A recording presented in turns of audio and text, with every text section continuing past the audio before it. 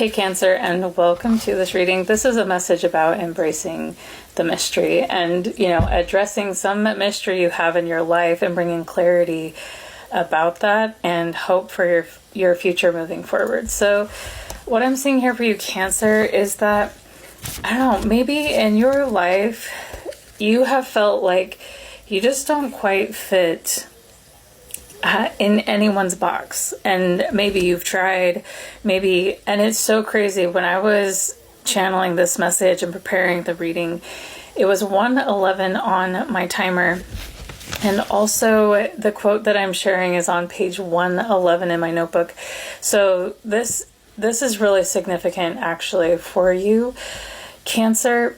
The reason you've always been different in every situation you found yourself in over and over again, just never quite fit in anyone's ideas, or like you think differently, you show up differently, your heart, it's almost like your vibration is vibrating at a different level or a different understanding.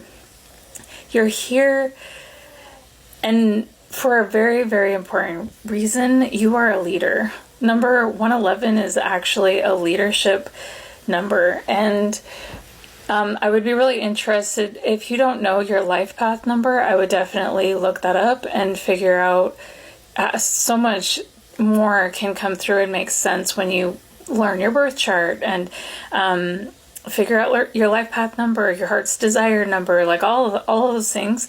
There's actually a lot of truth behind that and a lot of power once you discover why you're here and what's going on.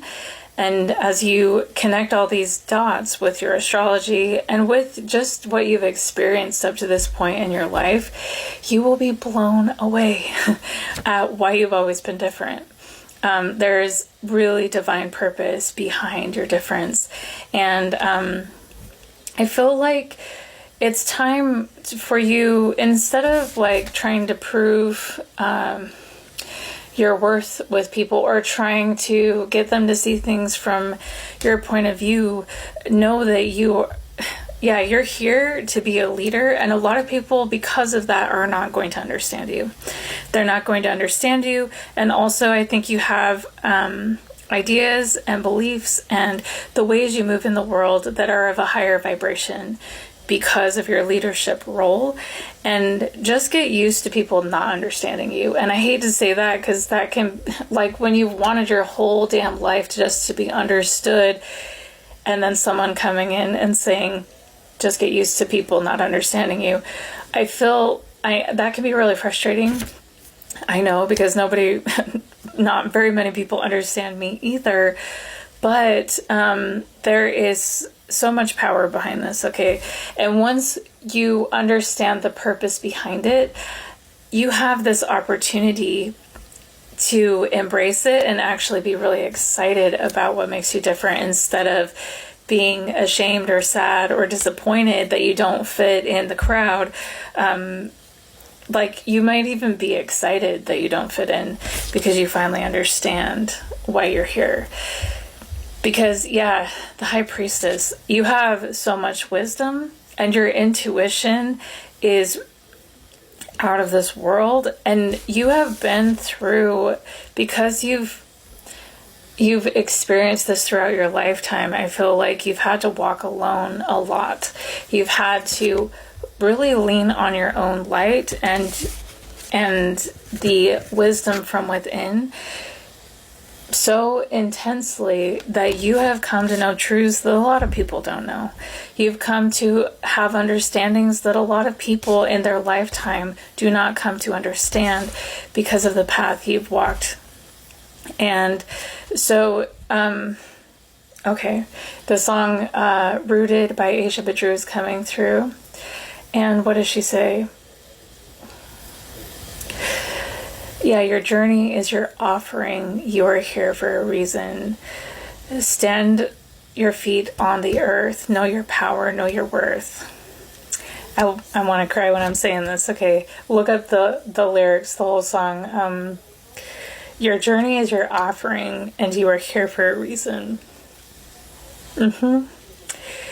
And because I feel like you have been born into a situation, or have maybe you got a job in a situation, or you grew up around a culture or a belief system, or just a way of being that's been passed down generationally that has been full of deceit, full of harm.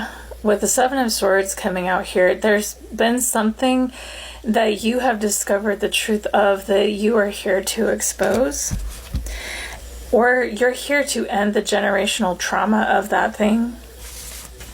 And that is one of the biggest reasons why you came here, to be different, because you can see right through that shit.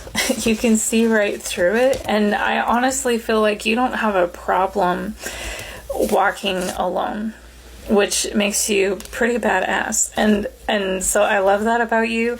But also, you're not afraid of letting everything crumble to the ground and beginning again. You're not afraid of rebirth. You're not afraid of transforming beliefs or ideas or programming, or, really leaving toxicity behind and stepping into your power. And maybe you have done this a lot of times throughout your life. It's like this phoenix rising energy. I'm not worried to leave what doesn't serve me or humanity in the ashes, to rise up and show people a new way of being, a new way of living, a healthier, more whole, and enlightened way of being. You are a leader, and because you've been through so much, you have really created a strong foundation for yourself as a leader. With the King of Pentacles coming out here, you could even turn this into a business. The King of Pentacles is a business, career type of card as well. You can transform like nothing into something really beautiful. Like, you can transform all this toxicity that you've been around into something really beautiful.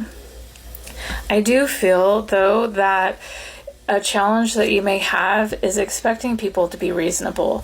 So you come with this new information, you come with this new idea, or like what you've discovered on this path to your awakening in the dark night of the soul. You may come to people and say, well, this is what I've discovered. This is the truth and the light that I've discovered. And you may expect them to be like, wow, I can't believe you discovered that. Like, thank you so much for sharing that with me. That is going to make my life so much better, so much easier. Thank you for shedding light on this. Something that is very discouraging for a healer, because I feel like that's what you are. When you discover these truths, when you come forward with them and you offer them up to people, and it's like this sacred offering, okay, of this beautiful truth, and you share it with them and they don't receive it, or they criticize you for it, or they shame you for it, it can be so disheartening and absolutely heart-shattering, because it's so sacred to you, and it's so true, and it's so, you know what I mean? It's channeling through you for the betterment of humanity. I feel like people will reject that and not be reasonable because they're afraid of healing. And that can be really frustrating, because you believe people should be respectful, kind, and like show up with integrity and, things like that. But then they show up with, how I don't want to receive the light that you want to share with me. I don't want to receive the truth. I'm not going to respect you. I'm not going to be kind to you.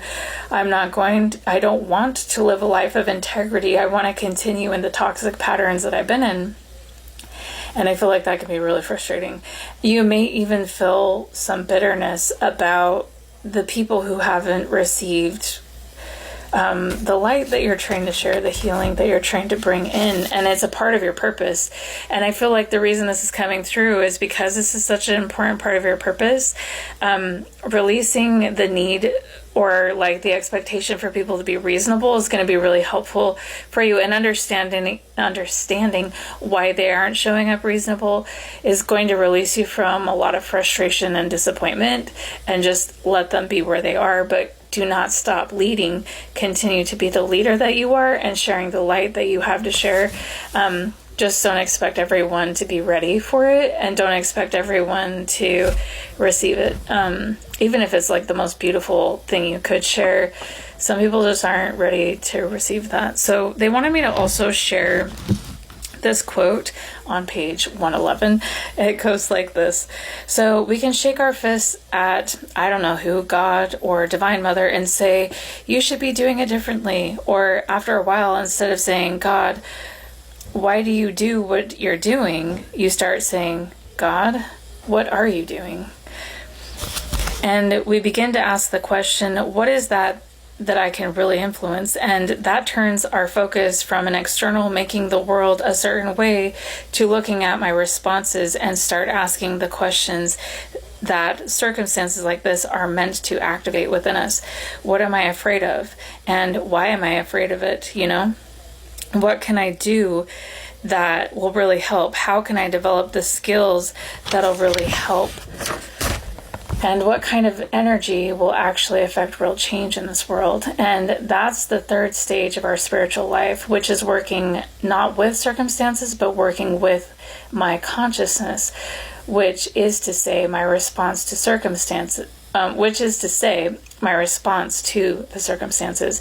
So when the world is blowing up in anger and greed and selfishness, and one society trying to dominate the other and take their resources, we have to ask ourselves, if I just become angry, if I just become afraid, if I just become divisive, am I really helping or am I contributing to the difficulty? That is by Ashana Yaswami. I'm not sure how to say her name.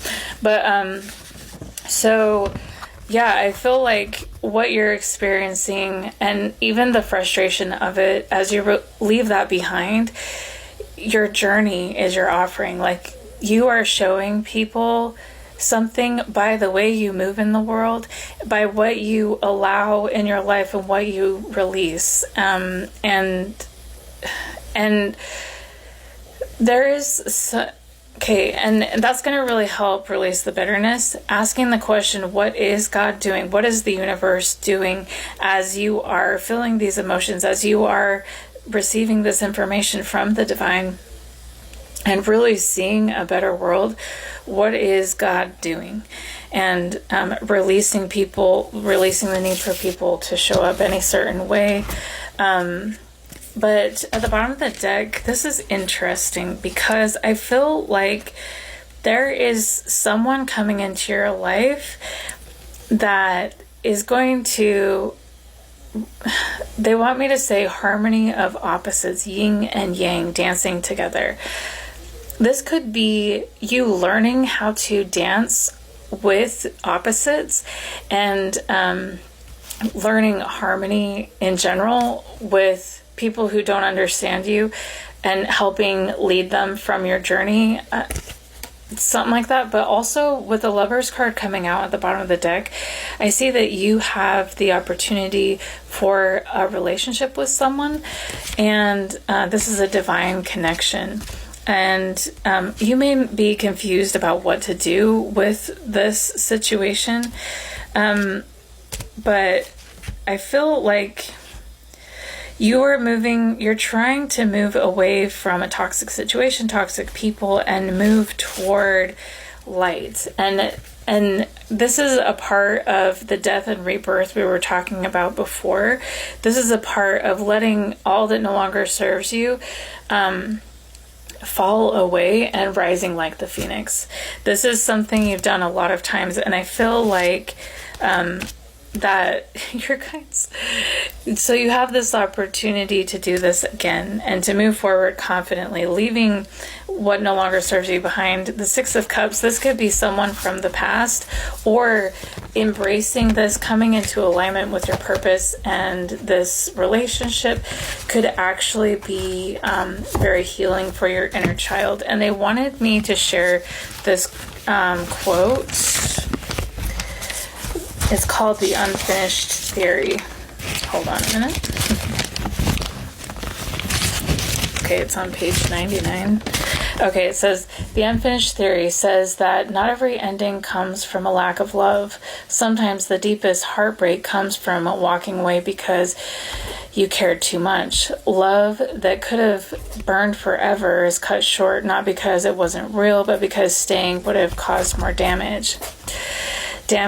More damage than leaving, is the kind of connection that feels like home from the very first moment, the kind that makes you feel safe, seen, known, that makes the world softer just by being near it.